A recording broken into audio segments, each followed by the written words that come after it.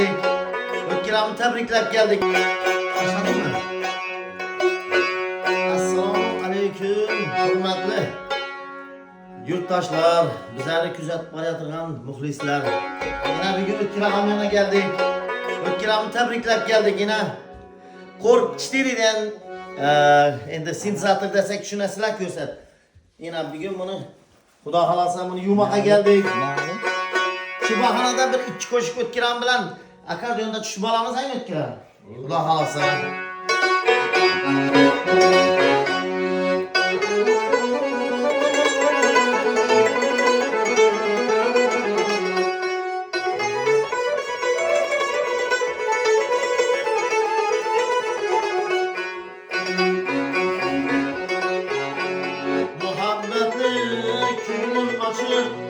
Anda ah kızım kaldım. Zırhını her yana saçıp maral gözlü yarım kaldı. Maral gözlü yarım kaldı. Zırhını her yana saçıp maral gözlü yarım kaldı. Maral gözlü yarım kaldı.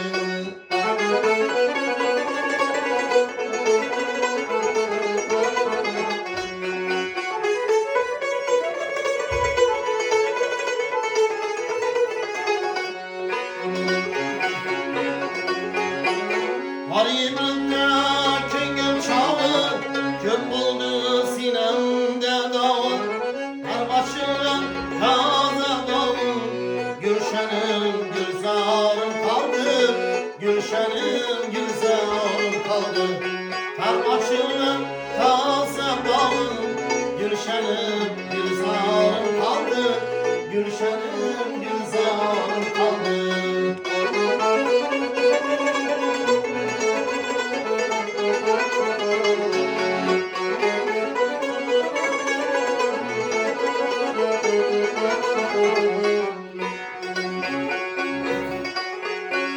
Her seherler sarıp çekip Kölde kavlı yaşım döküp Ceylan gibi oynam döküp Ahı gözlü yarım kaldı.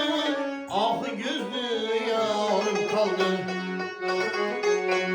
Ceylan gibi oynam döküp Ahı gözlü yarım kaldı. Ahı gözlü yarım kaldı.